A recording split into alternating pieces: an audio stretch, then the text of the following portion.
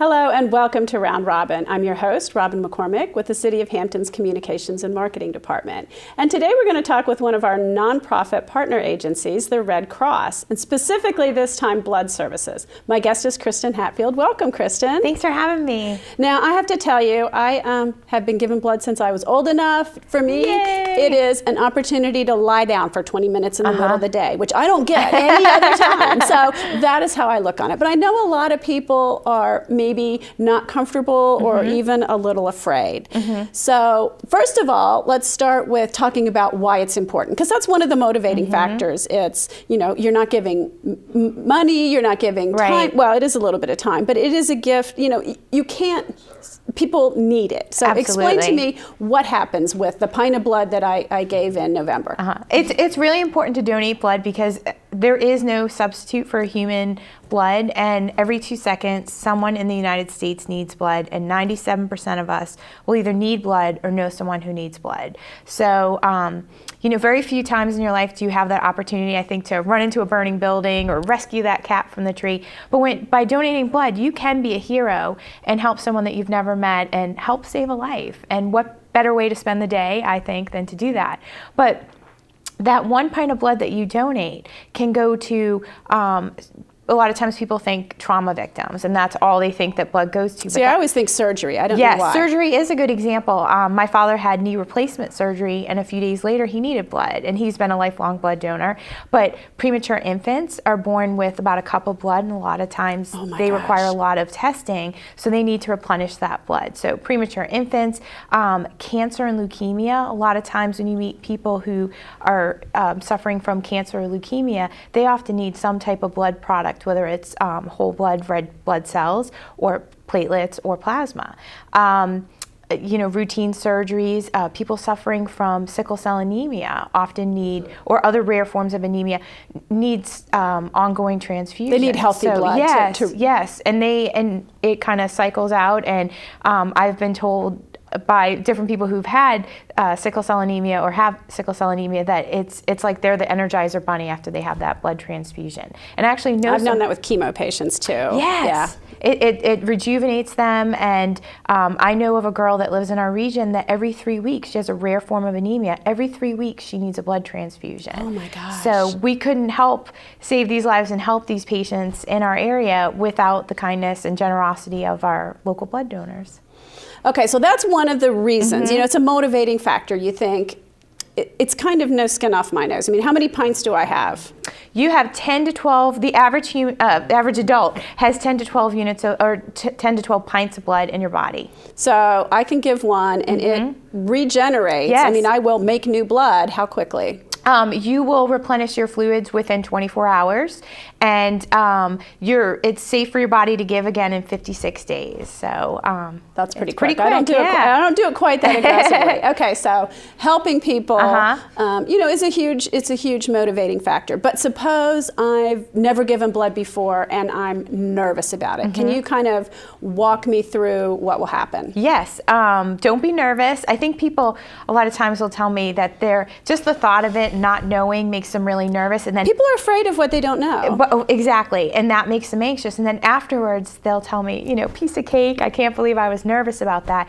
But basically, you're going to come in, you're going to sign in and register. We're going to do a mini health history. We're going to take your temperature, your blood pressure, your iron level. Then we're going to move on to the actual blood donation process with the needle in your arm, and it's only about 6 to 10 minutes for that part. And then we wrap up in my favorite part, which is canteen, where you're going to have some water and some delicious Keebler cookies. Oh, they're so good.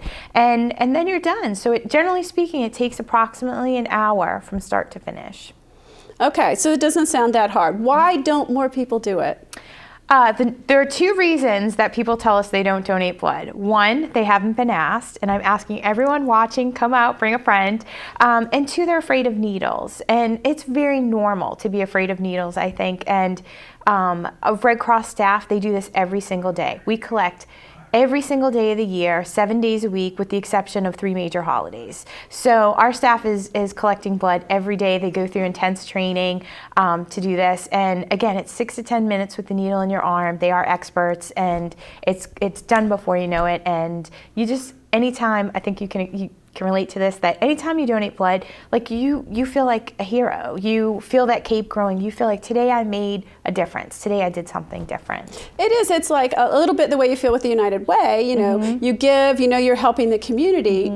But again, giving blood is something special because you can't buy that. I mean, you can't make it, you can't manufacture it.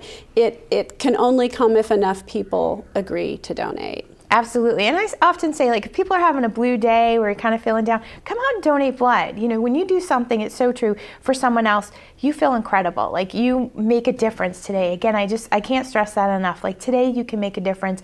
You can help someone that you've never met and help save a life. I mean, what an amazing opportunity. And I will say, I always find it to be kind of a fun and upbeat experience because everybody there is doing the same thing and they're there for the same motivation and they're in a good mood. Like, you might be trapped with people in line at a store and they're cranky because they don't want to be there. But here, you're trapped with people and they're all feeling great about what they're doing, and you chat with them and the time goes by so quickly. It does go by really fast, and you're right. I mean, you're in a group of do-gooders like yourself and trying to make a difference for someone else, and they're incredible. And we call our donors all the time heroes because that's what you are and what all of our donors are. Now, I will say, the easier it is for me, the more likely I am to do it. And one, you know, I work at City Hall, and one of the things we do as a city is to sponsor blood drives periodically. And we have one coming up, and we'll put the dates up later. But the more you come to me, you know, the easier it is. So one of the things you said is people aren't asked. How do we ask more people, or how do we make them go find out where and when the Bloodmobile is? You make a good point, because in order for, I think, people, we're busy today. Oh my gosh. You come to my workplace, though, when I'm there. I did that for 30 years at the Daily Press, and I do it now at City Hall. It's you know, it's so easy. It is easy. And we have a lot of great employers in Hampton Roads, so it's a great time to ask them, hey, can I leave to go donate blood? And we have 10 to 20 blood drives every single day in the Mid-Atlantic region, which is what our region encompasses. So you're bound to find one near your work, your school, your church, your home. And I mean, it's just, we do have blood drives out there all the time. So if you go to redcrossblood.org, you can find all those blood drives. You can even make an appointment. We'll make it even easier. You can make an appointment, just like, your hair or your dentist appointment, and schedule it in. And again, it's just, we try to make it so that there's one close to everyone. And I just recently do that for the City Hall one, because if you do make an appointment and make that commitment, you get to skip the line. You get to move through a little faster, which is important usually, if you're busy. But if you don't know your timing, also, it's very much a very fluid drop in and get in line. It's easy. We try to, manage the flow and keep it moving. So that's good to hear. Yeah. And, I will say to people, and you give blood, right? Does it hurt? No.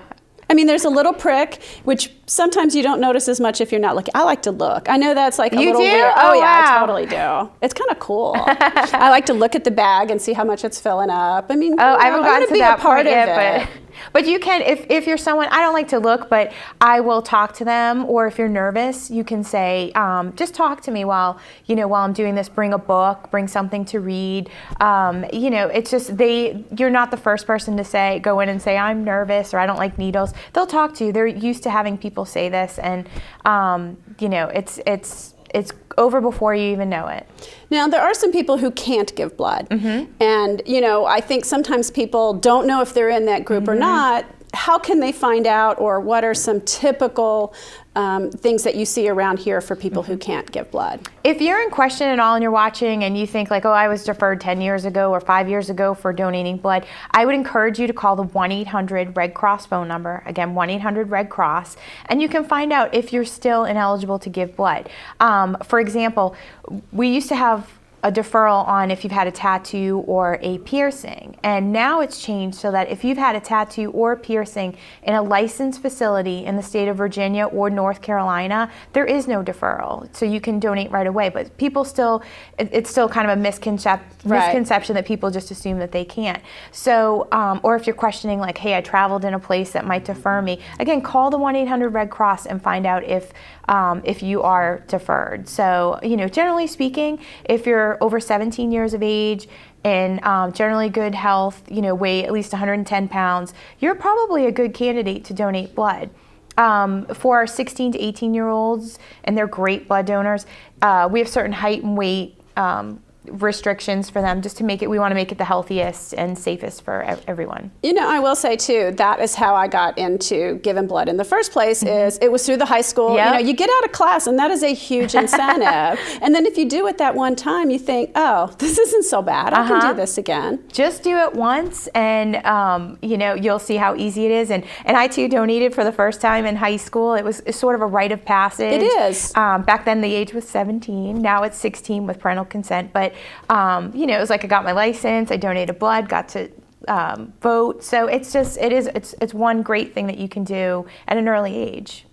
That's wonderful. I was going to ask, given the military here, and first of all, they're very eager people who understand community service and understand giving, but they also spend a tremendous amount of time often outside the country and in some places maybe that are on the deferral list. Do we have a problem here because so many military people have lived, in places that don't have the same medical standards or that have diseases that we don't necessarily have?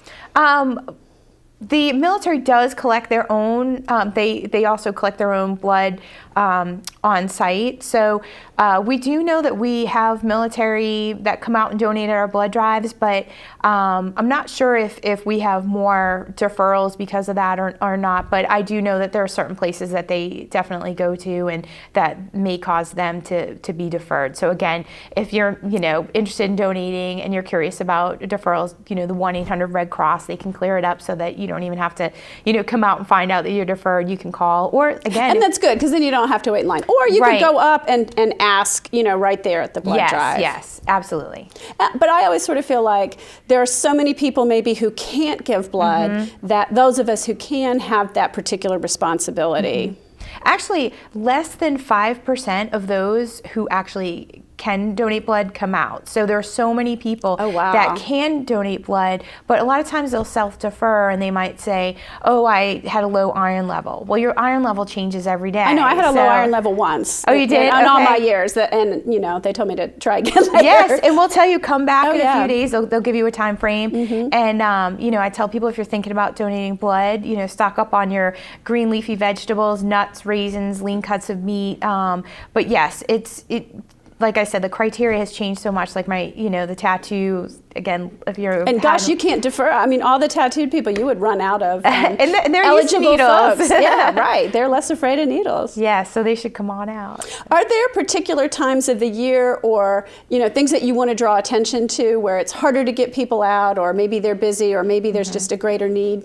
Anytime that the winter months are a challenging time, the summer months are a challenging time, or anytime near a holiday. So if you have a certain time of year where people are, vacationing or the routine changes, that affects the blood supply. So you have as much need during those times, but people aren't giving, and blood doesn't have a real long shelf life, right? No, it has a shelf life of 42 days, and you can actually donate blood every 56 days. And a lot of times people think that they're regular donors, like, oh, I donated last year, but you can actually donate 6 times a year. Every 56 days you can donate blood.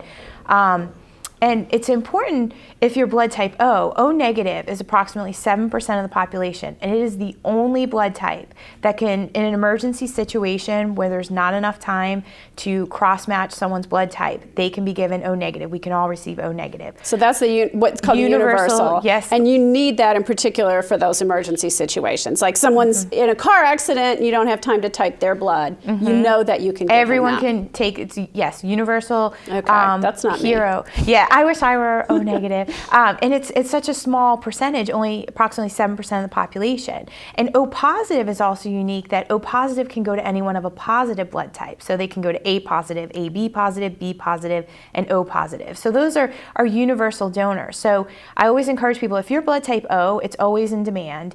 And bring a family member with you, because like hair color, eye color, chances are if you're blood type O, someone else in your family is. So, O is very important, and it's always in demand. So we want to see all our O negative donors come out every 56 days. And if you don't know your blood type, that's okay. Come on out. You'll tell us, yeah, right? Several weeks later in the mail, you'll get your blood donor card, and it will have your blood type on it. And you guys keep all this in the computer now. I mean, this is different from when I was first giving blood, and you had the little card, and they'd write it on the little card when you gave blood. Because I have no record of how many times I've given, except since you've been on the computerized system.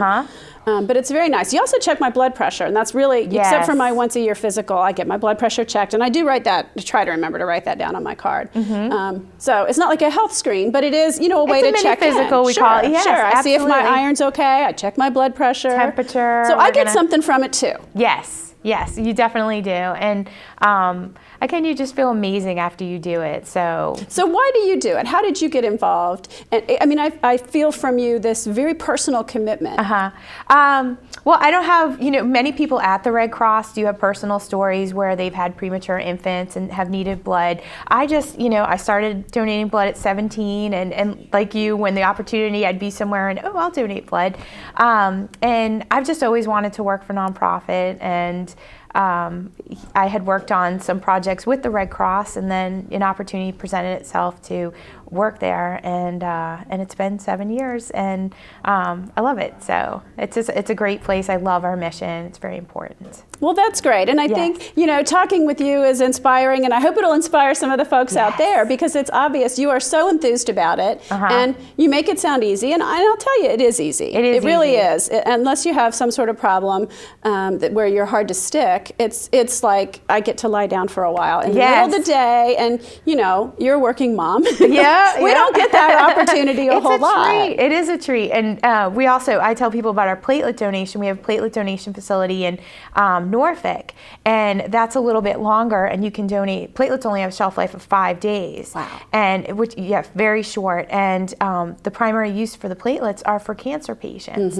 And the process takes a little bit longer. It's about 2 hours.